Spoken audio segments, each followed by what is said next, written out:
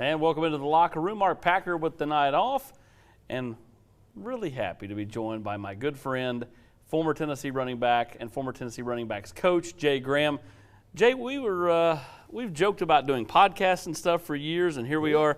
We finally get to do a little TV together tonight. Got a little TV debut, so it's good stuff. TV debut for you, and over here with the media megastar, even though he downplays that, Jason Swain. Jason, Tennessee 56-0. Bigger surprise for you: Tennessee ran for 350-plus yards, or Tennessee didn't allow a point? Probably the fact that Tennessee did not allow a point, considering what happened the week before. Defense played with pride. They played with effort.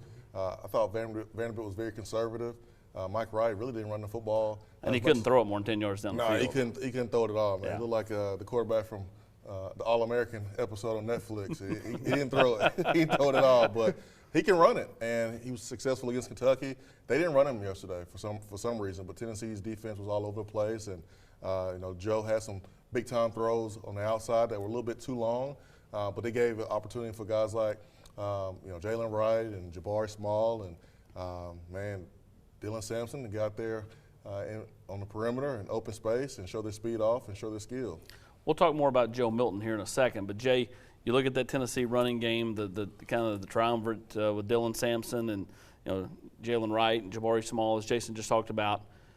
5 carries, 160 yards for Jaylen Wright. Dylan Sampson goes over 100 yards, and then Jabari Small just kind of does what he does. A couple of touchdown runs, a big 52-yarder there in the second half. What impressed you about that group? Biggest thing is making safeties and linebackers miss on the second and third level. And that's the key to having explosive plays, and to have 4 runs over 50 yards. That's big time. That's big time right there. Don't happen a whole lot. You don't see that in many games, especially in the SEC game. Yeah, and there were several 20-yard runs there as well. Sure. Second half, offensive line had revolving door a little bit. You had Jerome Carvin really didn't play the second half. Ollie Lane comes in. Dane Davis ends up coming in at left tackle. But the offensive line seemed like they kind of, got some things going there in the second half. What did you see? Biggest thing is they captured the line of scrimmage. Moving those guys off the line of scrimmage allowed the running back to see the cutbacks and everything else. So offensive line did a great job. Hey, any running back can run through an open hole, right? But the special ones make guys miss in space. Mm-hmm. And the special ones have the speed to take it to the distance. And that's what all 3 of our guys did all night long. So it was a special day running the football for Tennessee. Defensively, you talked about the pride. Tennessee able to get off the field, force Vanderbilt to turn it over on downs 4 times. Wesley Walker, that play right there, and Brent Hubbs said it, texted us during the broadcast on our VolQuest group text, that's a play that Tennessee safeties have not made in a while, to come up and be instinctive like that. Jeremy Banks missed a couple of picks yesterday. I thought he had a chance to – I thought that would have been pretty special for him if he had been able to pick one off and take one back to the house. But, this is a Tennessee defense that, was able to get pressure. And I love some of their younger players. That's Roman Harrison, but specifically Tyree West. He had 2 sacks there in the second half. They've got some real players that I think can step forward and be real playmakers sooner rather than later. Maybe the bowl game, if not into next year. Well, getting pressure on the quarterback was a key for this defense last night because of has been all year, really. Yeah, for sure. And when Tennessee has been able to get pressure on the quarterback without blitzing, you've had some success. Now Banks he's had to send a lot of pressure from the linebacker position, but that only made the secondary vulnerable. Didn't have to do much of that last night, and I think that was key. You look at Joe Milton. He starts like 6 of 9 for over 100 yards. Ends 11 of 21 or whatever he was for like 150-something yards. It seemed like the second half, it was just kind of like 70-yard shot, 70-yard shot, 70-yard shot. There was no intermediate stuff. I think going into a bowl game, whether it's against Clemson in an Orange Bowl or whoever, Tennessee's got to work the middle of the field because I think that's some of the better throws that Joe makes are those slants and post patterns. Agreed? I agree. Go ahead. No, I was going to say he had a nice 4th down throw to Ramel Keaton. Yeah. Looks like it was a dig route across the middle. I mean, took a lot off of it. The accuracy was on point. And the other thing I like was, he's hitting the check downs. He didn't just go for the deep throw. He hit the check downs on the sideline to the running backs and receivers. So did a good job of just seeing the whole field. Yeah, this is the first time all year that we've seen Joe have to play with a little bit of pressure on him. Every other game he's been in has been kind of mop up duty, blowout time. But no turnovers, no balls in harm's way. I think there was one ball into the first half where he kind of threw across his body to Princeton Fant, and that one kind of Vanderbilt defender got his hands on it. But other than that, I mean, was really clean as far as not putting the ball in harm's way, which is something that was big for Hendon. That's the most important thing. That's the job of the quarterback, is to protect the football first. Of course, he had some throws he would want back, but he executed the game plan number one. That's protecting the football. The running game was on point, and it allowed him to not have to feel like he needed to make every single throw to be successful. And kudos to the offensive line. He had a lot of guys go down, like you mentioned, but we saw other players step up and go in there and move the line of scrimmage and allow Tennessee to be successful running the football.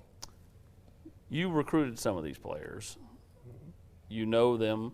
To see Tennessee at 10 wins, first time since 2003, how much pride does that give you as former coach / former player?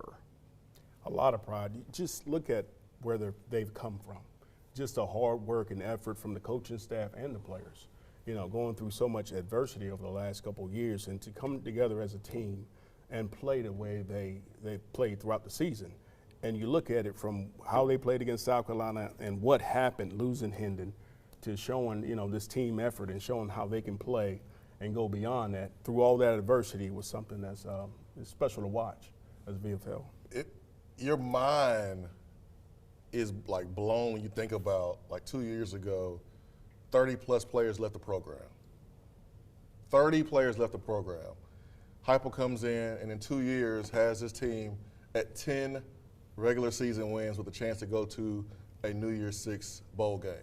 Like, that's unreal. And the credit goes to the players, first and foremost, for buying in, locking in with each other, loving each other, working hard, and this coaching staff for putting these guys in position to be successful. But the 2-year turnaround is really remarkable. It is. I totally agree. When you look at kind of what they've been able to get accomplished in short order, really, really impressive. I tell you what, let's bring in Tennessee running back Jaylen Wright. Jaylen, 5 carries, 160 yards. Were you kind of in that zone last night? I mean, I know it's easy to say yes, but what specifically were you seeing as you were popping off those big runs? I just saw, I saw the whole line, just creating movement up the field, and I just saw a scene hit it. Well, specifically the offensive line, what were they doing well last night for you, Jabari, for Dylan, in the running game? They did really well in sustaining their blocks, and they did really well in working up to the linebackers to get us our reads. And I feel like the running backs did really well in staying on our tracks and pressing COC to deliver those blocks to the linebackers. All right, when we come back, Food City Players Perspective, Jason Swain slides over, and he'll interview the Durham, North Carolina native when we come back. The Locker Room is brought to you by Fellowship of Christian Athletes, Iris Networks, Knoxville Orthopedic Clinics, and Exterior Home Solutions. When it comes to the game of football, teamwork is critical for success. When it comes to customer service and business, that team approach is just as critical. That's why we're such believers in our friends at Exterior Home Solutions. We have seen firsthand how Exterior Home Solutions has supported our community and treats their customers just like family. So when it comes to roofing, siding, or maybe a complete overhaul, please make Exterior Home Solutions your first and only call. Football is back, and OAB Law is excited for a season full of big hits and those nail-biting near misses. If you've been injured, OAB Law will come to your defense. Call OAB Law and turn your wreck into a check. Blue 2020 F-150 41,990. Hut! Jake drops back. He's got a deal wide open.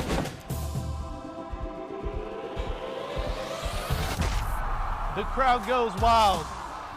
With savings, whether you're looking for a low-mileage pre-owned truck to tailgate in or a minivan to get the whole family to the game, the Pre-Owned Patrol has what you're looking for. Only at Ted Russell Ford on Kingston Pike or Parkside Drive.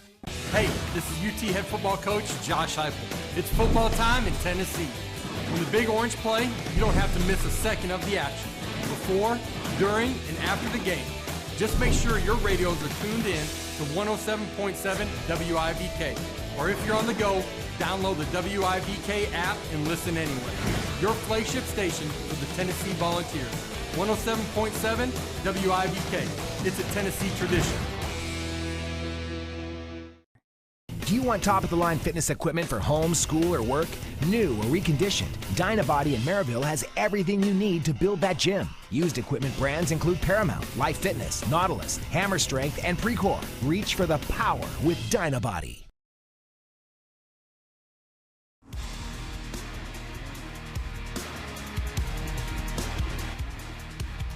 Food City's players' perspective now. Jay, you recruited Jaylen Wright to Tennessee. What did you see out of him coming out of high school? The first thing you saw was unbelievable speed. He was second in the country in the 60 meters. And that kind of speed, he was a former Durham Strider, which my dad was a part of the Durham Striders. I was a part of the Durham Striders. So I knew he had the speed, but also he had the work ethic and desire. So that's the key. It's like after that athletic ability, what else do you have? And that's the thing that I noticed the most was unbelievable work ethic. During COVID, everything, he was working hard out there on the field and preparing himself for the next year. All right, Jason, you're with the former Durham Strider. Didn't even know what that was until Jay just started breaking it down. Now we do. When you hear a coach that's played at this level, the high level, played in the NFL, coaching the SEC, multiple schools, and he's giving you that type of accolades and type of credit, how does that make you feel? It makes me feel good. It makes me feel like I'm doing something good, and makes me feel like I'm on the way. But you know, I still got a lot to work for, and still got to keep persevering. Jay mentioned the speed. I was on the sideline last night on the 83-yard touchdown, and it was like watching Flash go by. Was that the fastest you felt like you ran in a game at the University of Tennessee? Yes. I feel like that was the fastest because that was really like my only opportunity I've had, open up and showcase my speed. So, yeah, I feel like, yeah. That was a heck of a run. Last bowl game, I remember I was there, and very heartbreaking ending to that game, trying to get into the end zone, was a couple of inches short. You took it hard, man. It was tears going down your face, and that means that you care. How much did you use that as a motivation for you in the off season and this season to make sure that you don't have that feeling again at the postseason? That just motivated me to just elevate my game. The aspect physically and mentally. It helped me like make sure that I could get stronger, break more tackles, and it changed like the perspective like our whole team. Like we didn't want to feel that we didn't want to feel that feeling again. So it just made us just want to go out there and just ball out like we did this year. What was it like on the sideline with the running back group? You guys had all the touchdowns. Early in the season, we've seen all the receivers hog all the touchdowns. That wasn't the case last night. It was about the running backs. What was that scene like on the sideline for you guys last night? Yeah, we was happy. We was really everybody was proud of everybody that got touches and did something with the ball. So I'm really proud of the whole group. It started from practice last week. We had it was probably our best practice of running the ball and following our responsibilities, focusing on little things, and they translated to the game. What was it like having Hendon on the sideline with you guys? He got hurt last week, and that's always tough to see, but what did that mean for the team, the offense, you seeing Hendon on the sideline? Just seeing him on the sideline, that just really motivates the whole team. We're doing this for 5. That's what we want to do it for, because just seeing something like that happen to it's not good to happen to anybody, but especially like a great person that he is. It's just hard seeing that. Bowl season is here. Is there a team or is there a bowl that you're looking forward to possibly playing, or a destination you want to go to? I would like to go somewhere, like Dallas or Florida somewhere. That's just places I ain't never really been before. But we ready for anybody. So, feel me? We can go ball out anywhere we at. How many text messages did you have on your phone when you checked your phone after the game? I had a lot. I had a lot of notifications and text messages, but it's something that I've been expected and I've been waiting on to happen. So I'm ready for whatever comes with it. Personal goals. What were some of those coming into the season? You had a nagging injury that kind of set you back a little bit. Didn't start the season the way you wanted to. What were some of your personal goals before the season, and how have you been able to achieve some of those or reach towards those during the season? Some of my personal goals was, to elevate my game, knowledge of football. That's what I worked on, like, a lot of off-season, like, watching a lot of film and working out, like, physically. I just want to be able to, like, reach 1,000 yards. That was one of my goals this season, and I feel like that's very, like, achievable, like, throughout this last game. So, yeah, that's one of, like, my biggest goals this year. How much did you guys see on film that you would be able to run the football on Saturday? Or was it a situation where in game you said, okay, guys, we can run the football against these guys? So was it a film study or was it a adjustment during the game that allowed you guys to have so much success running the football? It was definitely a film study. Throughout the whole week, we saw like other teams, breaking big runs on them, and we know like if we just focus on like little things like pressing the center, like delivering our box to the linebackers, it would be like very like big creases so we could hit it like we did yesterday. All right, give us a score on D. Williams' touchdown celebration, and when will we see your next touchdown celebration? I give him a 10, a 10 plus. That was a very great celebration. I know it affected a lot of people out. Him pulling his hamstring, but that was very creative. And yeah. You're not a big celebration guy? I am, but I just let it come to me when I score. I like it. I like it. Jaylen Wright had a huge day against Vanderbilt. Very, very fast, like Jay Graham saw on those recruiting tapes. Well, Jaylen's recruiting or his touchdown celebrations mirror this guy against Alabama in 95 and 96. A little bit of talking, give the ball back to the referee, and be done. None of the what was it? The gritty? What dance is that? I'm old. Jaylen, what's the dance? It's the gritty. Gritty. See, I'm not so old, baby. Boom. How about that? This will be 40 coming up in April. We'll return. Before we return, let's talk about the Volunteer Club. It's your chance to support the Big Orange with Spire Sports and the Volunteer Club. For more information, go to volunteerclub.com. A chance to impact Tennessee's athletes, both on the men's and women's side. We'll be right back. The Locker Room is brought to you by Commercial Bank, Humana, E2 Sports, and OEB Law.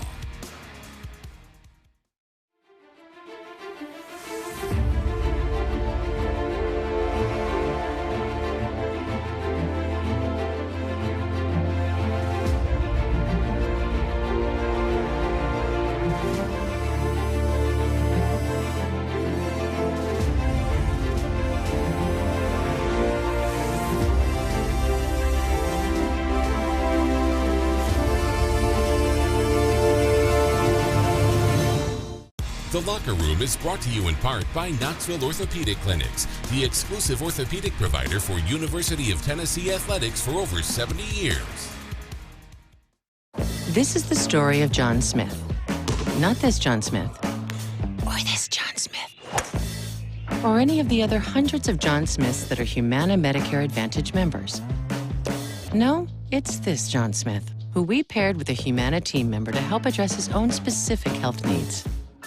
At Humana, we take a personal approach to your health to provide care that's just as unique as you are, no matter what your name is. Behind every Food City meat and seafood counter is a highly trained, certified butcher. Our butchers offer special orders, custom cuts, and even entire meal recommendations. In fact, you'll be so impressed with our butchers, you'll be asking yourself, what can't they do? Huh, I bet he'd be great at wrapping presents. Okay, well, maybe not that. But at Food City, our butchers make almost everything better. D1 training is not only for the athlete who wants to perform at their best. D1 offers adult training programs because we believe everybody needs training. With a specialized facility, targeted workouts, and professional trainers, D1 training has been in business 20 years strong. We'll give you everything you need to succeed. All you have to do is show up. Join us, D1 Hardin Valley or D1 Sevier County. D1 Sports Training, the place for the athlete.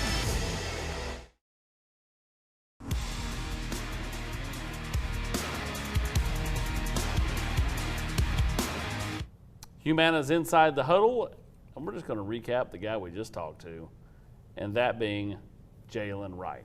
160 yards, 5 carries. Did you ever have a game like that? I'm sure you did in high school, but in college where you had this ridiculous yards per carry number? Nah, I was 5 yards in the cloud of dust usually. Except for Alabama, where you were streaking down the sidelines. But most of my runs were 5 yards. So, when you're in that eye, it's 9 in the box, you don't get that. Didn't you have a big one against Ohio State in the Citrus Bowl? Yeah, you did. That was a draw. I was trying to get Coach Cutcliffe to run that thing again. That was a good play. We'll take 5 yards all day long. That's half a first down. That's a great yards per carry right there. But it's almost like one of those dream games, right? It's kind of like Jaylen. I mean, it's not as extreme as the 5 touchdowns against Alabama for Jaylen Hyatt, but when you 5 carries, 160 yards, and 2 touchdowns, that's pretty much a dream type scenario. Yeah, we saw how potent this offense can be with the alignment because you have the receivers out there on the sidelines, and you have to declare if you're a defensive player. You're going to play in the box or you're going to play the receivers. And the numbers suggest run the football, and, man, it was open. And you have guys who are as fast as Jaylen Wright. Man, it's the difference between hitting 20-yard runs, 30-yard runs, and hitting home runs straight to the house, and that's what happened last night. All right, let's talk about Tennessee's potential bowl destinations. LSU's loss to Texas A&M opened the door massively for Tennessee to potentially end up in the Orange Bowl. Sugar Bowl, not off the table if Alabama slipped in the backside of the college football playoff, but more than likely Tennessee going to be in Miami. I don't think they can fall to Dallas at this point because they're going to be, I'd say, 7 coming up in the CFP on Tuesday night. Yeah, I mean, that's a great, I think, destination for Tennessee because you'll be matched up against an ACC team. Clemson. That's who I want. Do you want me to tell you, I just kind of envision this thing playing out. If Tennessee can win, and remember the Titans where, Coach Herman Boone tosses the banana to the coach after he made those comments. Hype tossing the hamburger to Dabo after the game. Yeah, that would be great. That's who I want. I mean, I want to play a team that, when you look at brand names, right there with Tennessee. I know going to Dallas, you'll probably be facing Tulane or Central Florida. I'd rather go against Clemson. 100%.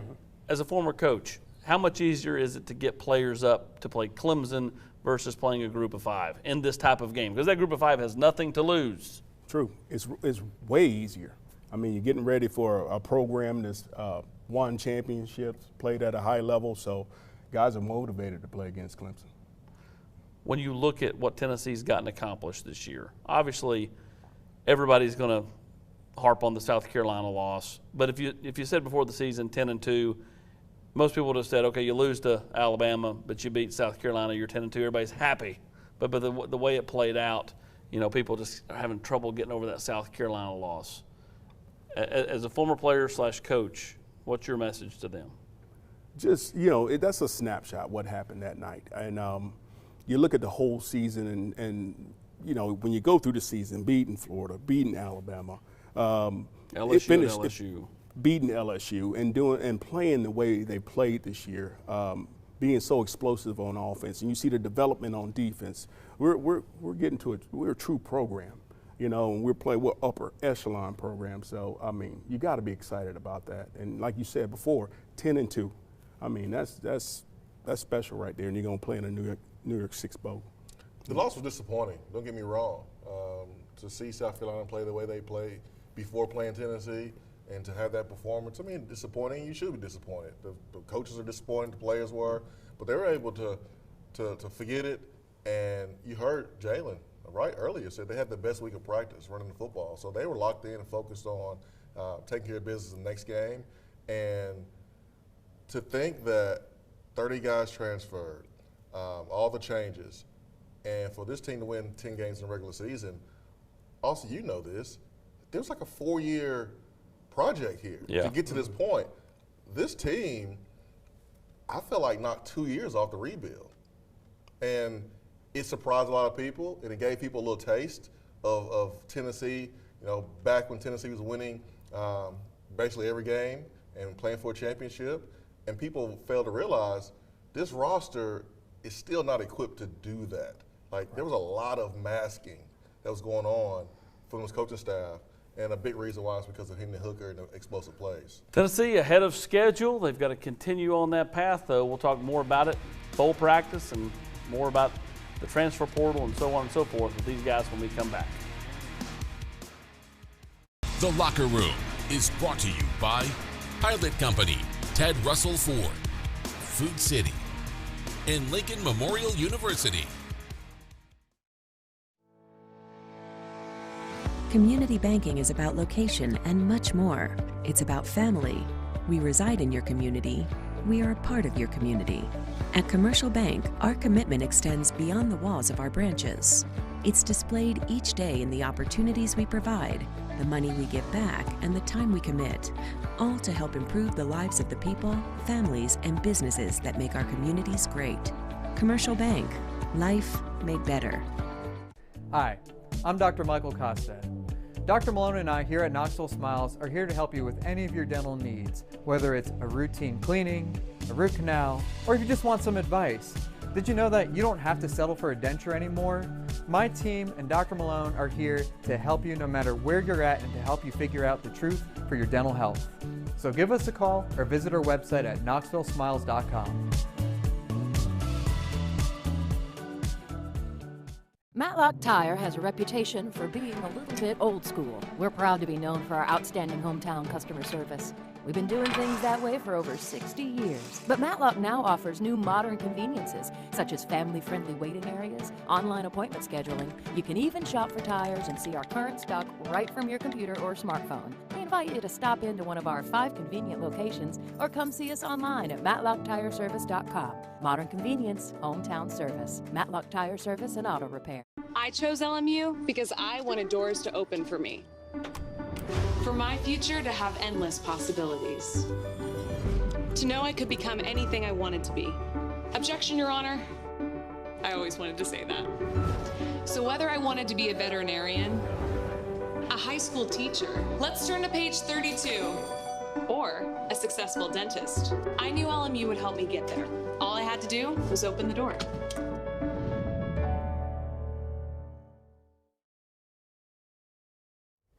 Don't forget lunch with the Vols. We'll announce that winner next week. Register to win at HillaryFrostHomes.com. We'll announce that next week on the show, lunch with 3 Vols. Guys, we've got a couple of minutes left. Aren't you glad you don't have to deal with NIL and the transfer portal? Whew, it's tough now. I am glad because you're dealing with trying to keep your guys as well as gain some guys. So that's a different type of thing. Yeah, trying to hold on to them, that's a challenge. And then trying to reel some in. And if you don't know kind of ahead of time, which that's tampering, everybody's going to yell. If you don't know ahead of time, you're almost behind with those portal kids. Biggest needs in the portal are what? I mean, you got to look at defensive line, edge rusher. You got to look at some guys who can cover one-on-one in the back end. Need some more depth at linebacker. Tight end. Running back, for sure, tight end.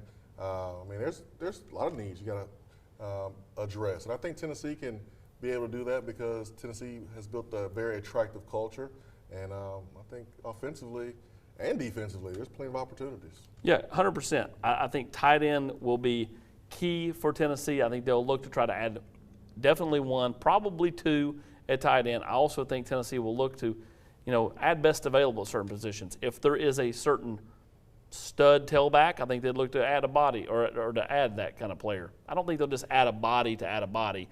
You need quality, or you need quantity over quality. You're right. You're right. And you got to build depth, and you got to have the right type of young men, that can get in your program and help your culture. You already got a great culture, so it's always important to get the right type of young man. 15 seconds. I agree 100%. I mean, 10 wins regular season, can't go backwards. Got to take steps forward. Yep, Tennessee's going to take steps forward. We'll take steps forward. Tennessee 10-2 for the first time since 2003. Mark Packer will be back next week where we'll announce lunch with the Vols. See you next week, everybody.